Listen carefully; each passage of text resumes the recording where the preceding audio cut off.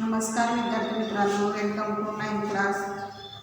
Today we have studied to subject science and technology part 1. Today we have studied to chapter number 2, work and energy. Yesterday we have studied to definition of work and displacement of an object, force used for the displacement. Today's study to work of unit. Today's study to work of unit. Work चा formula बघा. Work is equal to displacement into work is equal to force into displacement. Work is equal to force into displacement. आता या ठिकाणी in SI system फोर्सचं unit पाहूया आपण. फोर्सचं unit काय आहे? न्यूटन. एसआय सिस्टीम मध्ये फोर्सचं युनिट काय आहे? न्यूटन. आणि डिस्प्लेसमेंट मीन्स विस्थापन. फोर्स मीन्स बल. फोर्सचं युनिट काय आहे? न्यूटन एसआय सिस्टीम मध्ये. आणि डिस्प्लेसमेंटचं युनिट काय आहे? Metre. The unit of work done, कार्याचं unit of work done is newton metre. म्हणजे कार्याचे युनिट काय आहे? न्यूटन मीटर आहे. आणि दिस इज कॉल्ड जूल. त्याला काय म्हणतात? जूल म्हणतात. This is called joule. 1 joule is equal to 1 newton into 1 metre. 1 joule is equal to 1 newton into 1 metre. Definition लिहून घ्या. 1 joule. Definition of 1 joule. If a force of 1 Newton, if a force of 1 Newton displace an object through 1 meter in the direction 1 meter in the direction of the force, the amount of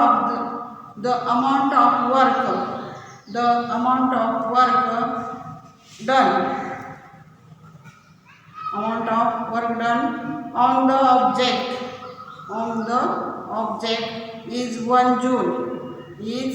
1 joule.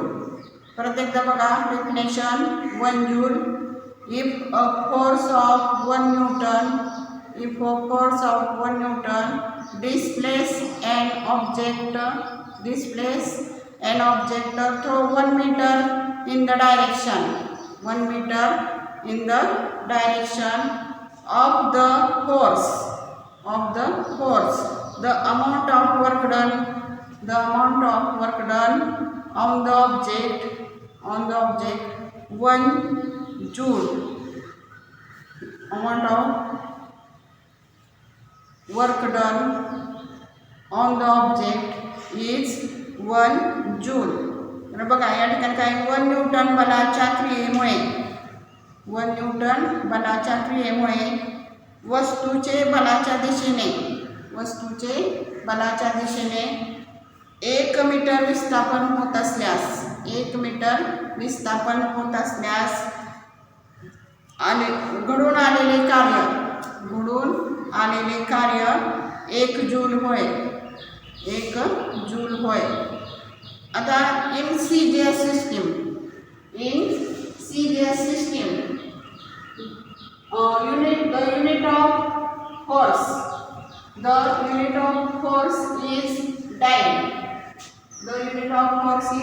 बलाचं एकक काय आहे? CGS system मध्ये डायन. आणि displacement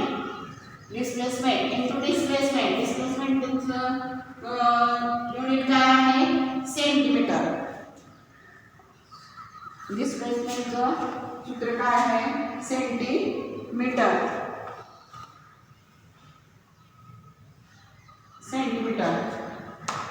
आता the unit of work done the unit of work done is 10 centimetre. म्हणजे कार्याचं एकक काय आहे 10 सेंटीमीटर. दिस इज कॉल्ड अर्ग. त्याला काय म्हणतात अर्ग म्हणतात. This is called erg. 1 erg is equal to 1 dyne. 1 erg is equal to 1 dyne into 1 centimetre. 1 dyne into 1 centimetre. बघा unit of work done is 10 centimetre is called erg. 1 erg is equal to 1 dyne into 1 centimetre. Definition लिहून घ्या. 1 अर्ग. Definition of 1 erg. If a force of 1 dyne displaces an object, if a force of 1 dyne displaces an object through 1 centimeter in the direction of the force, the amount of work done is 1 erg. Correct आहे बघा. 1 erg is equal to 1 erg definition. If a force of 1 dyne displaces an object through 1 centimeter in the direction of the force, the amount of work done is erg. 1 erg is equal to 1 dyne into 1 centimeter. बघा 1 erg बलाच्या क्रियेमुळे त्या ठिकाणी बलाच्या दिशेने 1 erg बलाच्या क्रियेमुळे बलाच्या दिशेने 1 सेंटीमीटर विस्थापन होत असलेल्या म्हणजे विस्थापन होत असेल आणि त्या ठिकाणी कार्य घडून येत असेल, विस्थापन होत असेल आणि कार्य घडून येत असेल तर त्याला 1 erg असं म्हणतात. आता next point, relation between joule and अर्ग. आता या ठिकाणी बघा 1 Newton is equal to 10 raised to 5 dyne. 1 Newton is equal to 10 raised to 5 dyne. And 1 meter is equal to 10 raised to 10 square centimeter. 10 raised to 2 or 10 square centimeter. Work is equal to force into displacement. Work चा formula काय? Work is equal to force into displacement. 1 joule is equal to 1 Newton into 1 meter. 1 joule is equal to 1 Newton into 1 meter.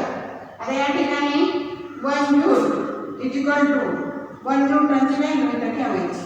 1 Newton is equal to काय आहे value 10 raised to 5 dyne.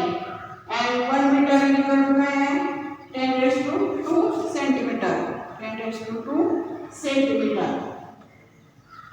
आता 1 joule is equal to 10 raised to 7 dyne centimeter. 1 raised to 7 dyne centimeter. 1 joule is equal to 10 raised to 7 dyne centimeter ला काय म्हणतात अर्ग. 9 centimeter ला काय म्हणतात अर्ग. So that 1 joule is equal to 10 raised to 7 erg. 1 raised to 7 erg. Units of वर्ग हे वहीमध्ये लिहून काढा. नंतर हे जे युनिट दिलेले आहे ते पाठ करा. पाठीमागे सांगितलेला अभ्यास तुम्ही पाठवलेला नाही. टेस्ट पण एक दिली होती मागील लेसनवर, ती पण बऱ्याच जणांनी सोडवली नाही. सांगितलेला अभ्यास करत जा. व्हिडिओ पहा. काय अडचण आली तर फोन करा. थँक्यू.